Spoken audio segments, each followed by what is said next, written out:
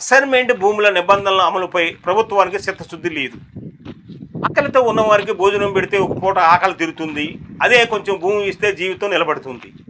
ఆ వ్యక్తి కుటుంబం పేదరికం నుంచి బయటపడతారు.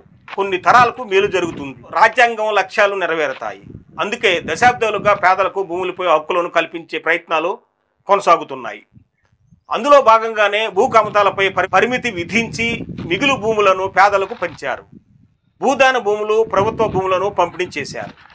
ప్రభుత్వ భూములను పేదలకు పంచడంలో ఉమ్మడి ఆంధ్రప్రదేశ్ రాష్ట్రం దేశంలోనే మొదటి స్థానంలో ఉంది.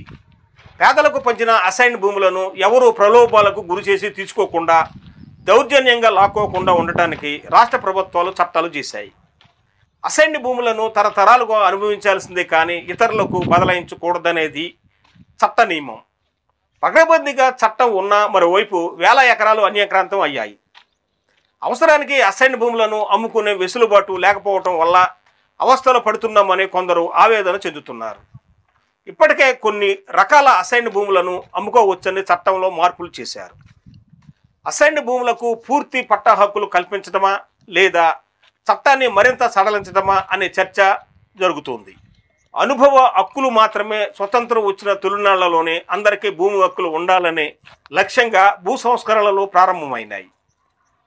కౌలుదారులకు రక్షణలు, ఇనాం జాగీర్లు సంస్థల లాంటి వ్యవస్థలను రద్దు చేసి దున్నేవారికే భూమిపై హక్కులు కల్పించటం మొదటి తరం భూ సంస్కరణలు.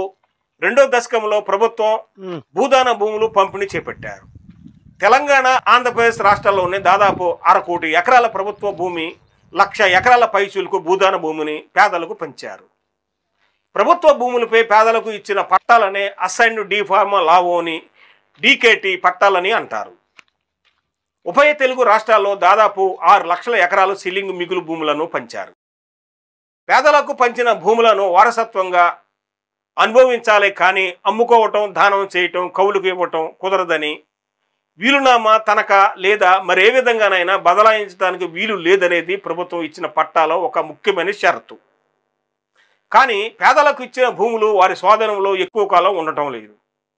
అందుకే పేదలకు ఇచ్చిన భూముల రక్షణ కోసం 70వ దశకంలో కేంద్రం ఒక ముసాయిదా చట్టం రూపొందించింది. రాష్ట్రాలకు పంపించింది. దాన్ని అనుసరించి పలు రాష్ట్రాలు చట్టాలు చేశాయి. ఉమ్మడి ఆంధ్రప్రదేశ్ రాష్ట్రం సైతం 1977లో అసైన్ భూముల బదలాయింపు నిషేధ చట్టాన్ని అమల్లోకి తెచ్చింది.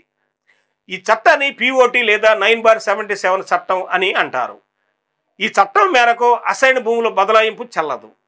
పేదలకు ఇచ్చిన భూదాన భూములను అమ్ముకూడదని భూదాన గ్రామదాన చట్టం 1965లో సీలింగ్ పట్టాలు ఇచ్చిన వాటిని అమ్మకూడదని వ్యవసాయ భూ పరిమితి చట్టం 1961లో నిబంధనలు ఉన్నాయి. చట్టం చేసినప్పుడే ఈ నిబంధనలకు కొన్ని మినహాయింపులు ఇచ్చారు. మరి కొన్నిటిని ఆ తర్వాత చట్టంలో చేర్చారు. 1958 కంటే ముందు తెలంగాణలో, 1954 కంటే ముందు ఆంధ్రప్రదేశ్లో అసైన్ చేసిన, 1977కి ముందు భూమి లేని పేదలు కొనుగోలు చేసిన, వేలంలో కొన్న రాజకీయ బాధితులకు, స్వాతంత్ర సమరయోధులకు, మాజీ సైనికులకు ఇచ్చిన అసైన్ భూములను అమ్ముకోవచ్చు. ఆంధ్రప్రదేశ్లో ప్రభుత్వం ఇచ్చిన ఇంటి స్థలాలను 20 సంవత్సరాల తర్వాత అమ్ముకోవచ్చు. అసైన్ భూముల అమ్మకాలపై నిషేధం లేకపోతే పేదల చేతుల్లో సెంటి భూమి సైతం మిగలదనే వాదన అంతే బలంగా ఉంది. అసైన్ భూములు అన్యాక్రాంతం అయితే కఠిన చర్యలు తీసుకోవాలని, ఆ భూమిని తిరిగి మొదటి అసైన్కి అప్పగించటమో లేదో మరో పేద కుటుంబానికి ఇవ్వటమో చేయాలని ఉమ్మడి ఆంధ్రప్రదేశ్ ప్రభుత్వం నియమించిన కోనేరు రంగారావు కమిటీ సూచించింది. అసైన్ భూములను బ్యాంకులు వేలం వేస్తే అవి ఇతరులకు చేతికి వెళ్లకుండా ప్రభుత్వమే కొనుగోలు చేయాలని పేర్కొంది. కేంద్ర ప్రభుత్వం ఏర్పాటు చేసిన వ్యవసాయ సంబంధాల అసంపూర్ణ భూ సంస్కరణల కమిటీ కూడా ఇదే అభిప్రాయం వెలిబుచ్చింది. భూమి కేవలం ఆర్థిక వనరు మాత్రమే కాదు, ఒక గుర్తింపు, సామాజిక గౌరవం, అధికార చిహ్నం. భూమి ఉంటేనే రైతుగా ప్రభుత్వం నుంచి లబ్ధి పొందగలిగేది. ఒక్క మాటలో చెప్పాలంటే భూమే జీవితం, భూమే సర్వస్వం. కాబట్టి భూమి ఉండటం, ఆ భూమిపై సర్వహక్కులు కలిగి ఉండటం అందరికీ కీలకమే. అది పట్టా భూమి అయినా, అసైన్డ్ పట్టా అయినా, అసైన్ భూములను అమ్ముకునే స్వేచ్ఛ ఇస్తూనే అది పేదలను పూర్తిగా భూములకు దూరం చేయడానికి కారణం కాకుండా చూడాలి. ఇప్పటికీ దళితులు, గిరిజనుల చేతిలో ఉన్న భూములు ఏటా తగ్గుతున్నాయని పలు అధ్యయనాలు తెలుపుతున్నాయి. ఈ నేపథ్యంలో నిర్దేశిత గడువు తరువాత ప్రభుత్వ అనుమతితో అసైన్ భూములను అమ్ముకునే వీలు కల్పించే అంశాన్ని పరిశీలించాలి. పేదలు తమ అవసరాల కోసం నిర్దేశిత గడువు ముందైనా తర్వాత అయినా భూములు అమ్ముకోవాల్సి వస్తే ప్రభుత్వమే కొనుగోలు చేసే ఏర్పాటు చేయాలి. అందుకోసం ఒక ప్రత్యేక నిధిని ఏర్పాటు చేయాలి. భూసేకరణ చట్టంలోని నిర్దేశించిన ధర ప్రకారం ప్రభుత్వమే భూమి తీసుకోవచ్చు. ఒకసారి భూమి అమ్మితే మళ్ళీ ఆ కుటుంబానికి భూమి ఇవ్వద్దనే నియమం పెట్టవచ్చు. పేదరికం నుంచి బయటపడటానికి ఇచ్చిన భూమిని అమ్ముకునే స్వేచ్ఛ మళ్ళీ ఆ కుటుంబాన్ని మరింత పేదరికంలోకి నెట్టకుండా జాగ్రత్త పడాలి. ఇది నేటి వీడియో.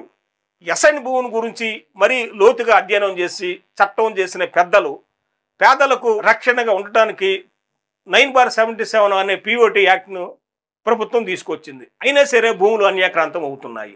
దీనికి కారణం అధికారులు చిత్తశుద్ధి లోపం, లంచగొండితనం, రాజకీయ ప్రలోభాలకు తలొగ్గి ఈ పేదల భూములను పెద్దల చేతులకు రికార్డులు తారుమారు చేసి ట్యాంపరింగ్ చేసి అధికారులు పేదలకు అన్యాయం చేస్తున్నారు. వీటిపైన సమగ్ర దర్యాప్తు జరిపి పేదలకు ఇచ్చిన భూములను మళ్ళీ వారి చేతికి అప్పగిస్తే, అధికారులను కఠినంగా శిక్షిస్తే తప్ప ఈ యొక్క వ్యవహారం ఆగేలా లేదు. మరి ప్రభుత్వం ఎకనైనా చిత్తశుద్ధితో వీటిపై సమగ్ర దర్యాప్తు జరిపి అధికారులపై కఠిన చర్యలు తీసుకుంటే పేదలకు న్యాయం జరుగుతుంది. ఇది నేటి వీడియో. ఈ వీడియో మీకు నచ్చితే తప్పనిసరిగా లైక్ చేయండి, షేర్ చేయండి. మీరు లైక్ చేయడం వల్ల ఈ వీడియోను మరికొంతమందికి రికమెండ్ చేయడం జరుగుతుంది. కాబట్టి చూసిన వారు తప్పనిసరిగా లైక్ చేస్తారని కోరుతూ సేజ్ తెలుగు యూట్యూబ్ ఛానల్.